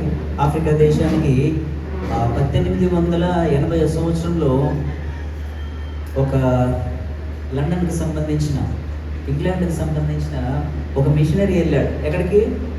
జాగ్రత్తగా వినండి, వెరీ ఇంపార్టెంట్. ఇది మీకు చాలా క్రైస్తవ జీవితంలో ఒక బిలీవర్కి ఈ విట్నెస్ నేను ఇప్పుడు చెప్పేది చాలా ఇంపార్టెంట్. 1880 సంవత్సరంలో ఆఫ్రికా ఖండానికి ఇంగ్లాండ్ నుంచి ఒక మిషనరీ వెళ్ళాడు. ఎవరు వెళ్ళారు? ఒక మిషనరీ వెళ్ళాడు. మిషనరీ వెళ్తే ఆఫ్రికా వాళ్ళు ఎలా ఉంటారండి? మొత్తం బడిసెలు పట్టుకొని పొడవడానికి వస్తున్నారు ఈ మిషనరీ గారిని. అరే వీళ్ళేంటి నన్ను పొడవడానికి వస్తున్నారు అని చెప్పేసి వాళ్ళతోటి కొంచెం కూల్గా ఉన్నాడు. తర్వాత వాళ్ళ దగ్గర నేను మీ అందరికీ వైద్యం చేస్తాను అని అంటే నమ్మారు. ఓకే, ఈయన చిన్నగా ఈ ఆఫ్రికా దేశంలోనికి వెళ్ళిన ఈ మిషనరీ గారు ఏం చేస్తున్నారు అని అంటే, వారికి బట్టలు సరిగా లేవు, వారి తిండి సరిగా లేదు, బూతుల్ని కుక్కల్ని అన్నింటినీ కాల్చుకొని తింటున్నారు. వాళ్ళ దగ్గరికి వెళ్ళి యేసయ్య గురించి చెబితే వాళ్ళకి యేసయ్య గురించి అర్థం కావట్లేదు. వాళ్ళకి ఏం కావాలి? తిండి కావాలి,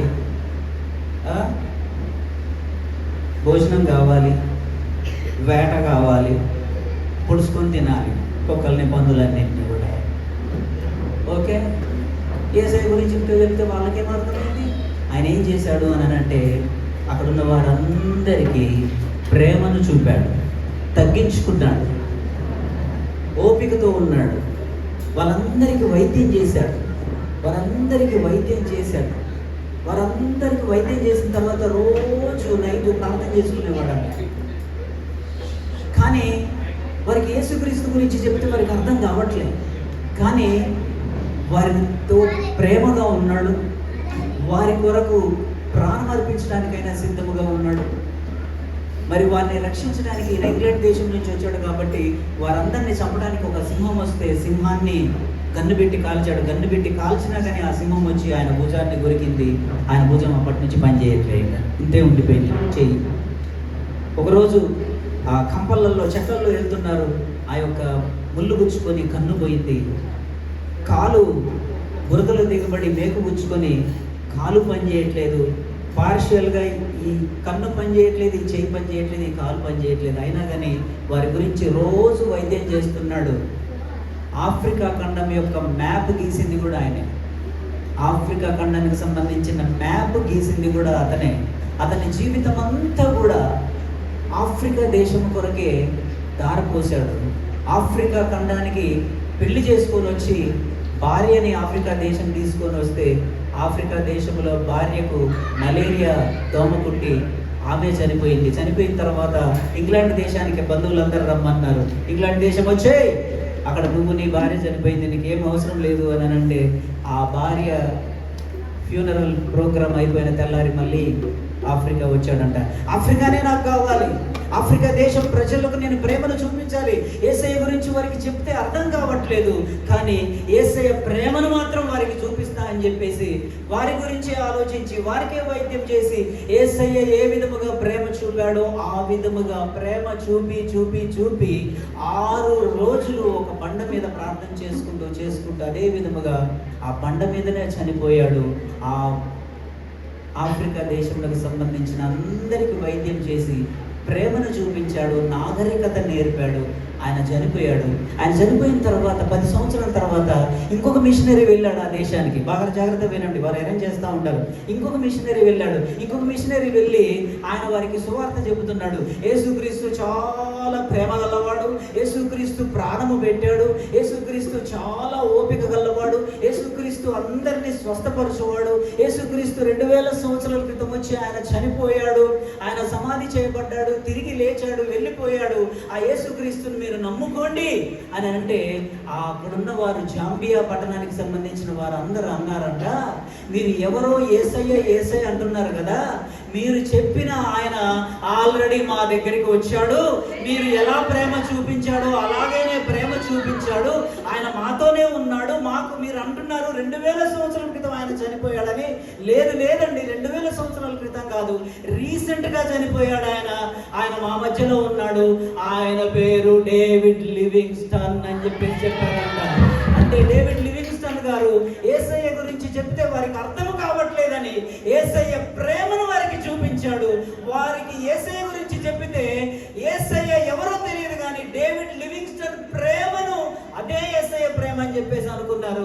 తర్వాత వచ్చిన మిషనరీ చెప్పారు, మీ దగ్గరికి వచ్చి మిషనరీగా ఉన్న డేవిడ్ లివింగ్స్టన్ గారు ఎవరి ప్రేమనైతే చూపించారో ఆ ప్రేమనే మేము చూపించడానికి మీ ఖండానికి వచ్చాము అని అంటే అప్పుడు ఆఫ్రికా దేశంలోని ఆ జాంబియా పట్టణం వారందరూ కూడా నమ్మారంట. ఇంకొక వండర్ఫుల్ ఇన్సిడెంట్ నేను మీకు చెప్పి ముగిస్తాను.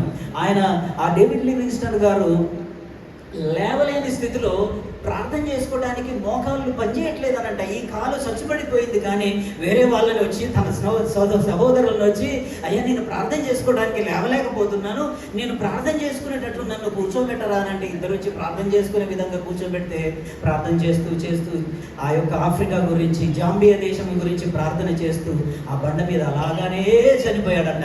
ఆయనేమో ఇంగ్లీష్, ఆయన తెల్లగా ఉంటాడు, వీళ్ళందరేమో నల్లగా ఉంటారు. ఆయన చనిపోయిన తర్వాత ఆయన ఎక్కడి సిటిజన్? ఇంగ్లాండ్ సిటిజన్ కదా. కాబట్టి మీరు కూడా అంతే, ఇప్పుడు మనమైనా అంతే. చాలామంది చూస్తున్నారు కదా, ఎవరైనా ఇండియన్స్ వెళ్ళి అమెరికాలో చనిపోతే 4 రోజులైనా 5 రోజులైనా ఇండియన్ ఎంబసీ వాళ్ళు ఆ డెడ్ బాడీని తీసుకొని వస్తారు. ఆ విధంగా ఇంగ్లాండ్ దేశం వాళ్ళు, ఎంబసీ వాళ్ళు మన డేవిడ్ లివింగ్స్టన్ ఇంగ్లాండ్ దేశస్తుడు కాబట్టి ఆయన డెడ్ బాడీ ఇక్కడ చనిపోతే మేము ఇక్కడ యాక్సెప్ట్ చేయము, మా లండన్ దేశం తీసుకుపోతామని చెప్పేసి వారి కుటుంబములకు సంబంధించిన బంధువులందరూ, ఆయన ఏ చర్చికి వెళ్తాడో ఆ చర్చికి సంబంధించిన వారందరూ కూడా 50 మంది వచ్చి ఆ యొక్క జాంబియా దేశంలోని ఆ యొక్క డేవిడ్ లివింగ్స్టన్ గారి డెడ్ బాడీని తీసుకువెళ్దామని చెప్పేసి ఆయనను బాక్స్లో పెట్టుకొని ఆయనని ఆ యొక్క ఊరింపుగా తీసుకొని వెళ్దామంటే లక్షలాది మంది ఆఫ్రికా దేశపు ప్రజలు వచ్చి ఆ డేవిడ్ లివింగ్స్టన్ గారిని మేము ఇంగ్లాండ్ తీసుకుపోనియము, ఆయన హృదయం ఇక్కడే ఉంది, మాతోటే ఉంది, ఆయన మా కొరకే జీవించాడు కాబట్టి ఆయన్ని మేము పంపియము అని అంటే, లేదు ఆయన ఇక్కడ సిటిజన్ కాదు కాబట్టి మేము ఇంగ్లాండ్ తీసుకొని వెళ్ళాలి అని అంటే అక్కడ ఉన్న జాంబియా ప్రజలందరూ కూడా అడ్డు వచ్చి, మీరు డేవిడ్ లివింగ్స్టన్ గారి బాడీని తీసుకొని వెళ్ళండి, కానీ డేవిడ్ లివింగ్స్టన్ గారి హార్ట్ మాకు కావాలి, ఆయన గుండె మాకు కావాలని చెప్పేసి అక్కడున్న ఇంగ్లాండ్ వారిని అందరినీ కూడా అంగీకరింపచేసి అక్కడికక్కడే ఒక 4-5 తెరలు కట్టి డేవిడ్ లివింగ్స్టన్ గారి యొక్క బాడీ అక్కడ పడుకోబెట్టి ఒక కొదునైన కత్తి తీసుకొని ఆయన హార్ట్ దగ్గర ఓపెన్ చేసి ఆ హార్ట్ తీసుకొని ఇప్పుడు మీరు వెళ్ళిపోండి అని చెప్పేసి ఆ జాంబియా పట్టణం అంతా కూడా ఆ హార్ట్ను ఊరేగింపుగా తీసుకొని వెళ్ళి ఆ జాంబియా పట్టణంలో చివోటిన్ అనే ఒక ఊరిలో ఈ రోజు వరకు కూడా డేవిడ్ లివింగ్స్టన్ గారి యొక్క హార్ట్ని మా దేశంలోనే మేమే సమాధి చేసుకుంటాం, బాడీని మాత్రం మీరు తీసుకొని వెళ్ళండి అని చెప్పేసి జాంబియా పట్టణంలో ఈరోజు కూడా అద్భుతమైన సేవ జరుగుతుంది. ఎందుకో తెలుసా? యేసయ్య హార్ట్ని ఆయన తీసుకున్నాడు. ఆ హార్ట్ మాకు కావాలని చెప్పేసి పట్టుబట్టి డేవిడ్ లివింగ్స్టన్ గారి యొక్క హార్ట్ని సర్జరీ చేసి వారి దేశంలోనే పాతి పెట్టుకున్నారు. ఎందుకో తెలుసా? యేసయ్య ప్రేమను ఆయన చూపించాడు. దేవునికి స్తోత్రం. ఆ దేశం గురించి ఆయన తపన పడ్డాడు. ఎన్నిసార్లు సొంత దేశం రమ్మన్నా కూడా వెళ్ళిపోలేదు. ఎందుకో తెలుసా? ఆ యొక్క ఆఫ్రికా దేశాన్ని యేసు కొరకు రక్షించాలని ఆయన సువార్త ప్రకటించలే, ఆయన ప్రేమను చూపించాడు మాత్రమే. తర్వాత వచ్చిన మిషనరీస్ ఈయన చూపించిన ప్రేమ యేసయ్య ప్రేమ అని వారందరికీ చాటి చెప్పారు. ప్రియ సహోదరులారా, క్రీస్తు వలె ఎదుగుదుము అని అంటే యేసుక్రీస్తు నుండి దీవెనల ఆశీర్వాదాలన్నీ పొందుకొని మనం ఇష్టం వచ్చినట్టు జీవించడం కాదండి, ఆయనలాగానే జీవించడం. డేవిడ్ లివింగ్స్టన్ గారు ఏ విధముగా జీవించారో ఆ విధంగా క్రీస్తు వలె ముందు మనం ఎదగడానికి ప్రయత్నం చేద్దాం, ఎదుగుదాం. దీవెనల ఆశీర్వాదములన్నీ కూడా తప్పకుండా మిమ్మల్ని వెతుక్కుంటూ వస్తాయి. అక్కడ ఎదుగుదాము, ఇక్కడ వెతుక్కుంటూ అవే వస్తాయి. దేవుడి మాటలు దీవించునుగాక. పరిశుద్ధుడ ప్రేమగల తండ్రి, మీకు వందనములు చెల్లిస్తున్నాం. ఈరోజునైనా మీ మాటల చేత గొప్ప భక్తుని నాయన జీవిత చరిత్ర ద్వారా మమ్మల్ని తాకినందుకు మీకు వందనములు చెల్లిస్తున్నాం. వారు అర్థం చేసుకోలేకపోతున్నారని మీ ప్రేమను చూపించి చనిపోయాడయ్యా. ఆ విధంగా తండ్రి నాయన ప్రజలు నాయన మీ ప్రేమ తెలియక ఉన్నారు కాబట్టి నశించిపోతున్న ప్రజలను గురించి నాయన వారిని ప్రేమించుటకు, వారిని ఆదరించుటకు, వారు శాపము పాపము వారి మీద లేదు, మీరు తొలగించేశారని మీ వాక్యంలో ఉన్న మాటలను నాయన అన్యులకు చెప్పి, దీనులకు చెప్పి, సమస్యలో ఉన్న వారికి చెప్పి వారిని రక్షించడానికి మమ్మల్ని వాడుకోమని అడుగుచున్నాను. మహిమ పొందండి. మీ వాక్యము చేత నాయన మరి ఒకసారి నాయన మమ్మల్ని బలపరిచినందుకు మీకు వందనాలు. విన్న వాక్యము మా హృదయంలో భద్రపరుచుకున్నట్టుకు సహాయం వచ్చి మా పాపము శాపము మీరు శిలువ మీద మోసుకుని వెళ్ళినందుకు మీకు వందనాలు. Now we are free. మేము విడుదల పొందాము యేసయ్య. ఆ విడుదల ఇంకెంతో మందికి చూపించుటకు సహాయం చేయమని అడుగుచున్నాను. ఈ సమయంలో నాయన గిదెయోను గారు అదే విధముగా తప్పితమునైన వారికి అనుగ్రహించిన మనవరాలు తండ్రి నాయన మీకు వందనములు చెల్లిస్తున్నాను తండ్రి. అక్షయని బట్టి మీకు వందనాలు అయ్యా. నిన్నటి దినమున బర్త్డే జరిగింది. ఈరోజు దేవుని సన్నిధిలో నాయన కేక్ కట్ చేస్తుండగా మెండైన దీవెనల ఆశీర్వాదములు తండ్రి ఆ బిడ్డపై కుమ్మరించండి. రాబో తరములో నాయన మంచి ప్రార్థనా పరురాలుగా మీ సన్నిధిలోనే ఎదుగున్నట్లు సహాయం చేయండి. మీరే మహిమ పొందండి. మీరు అక్కడ కొరకు మమ్మల్ని అందరినీ సిద్ధపరచండి. యేసు నామమున అడిగి వేడుకొనుచున్నాము తండ్రి. ఆమేన్. హల్లెలూయా, హల్లెలూయా.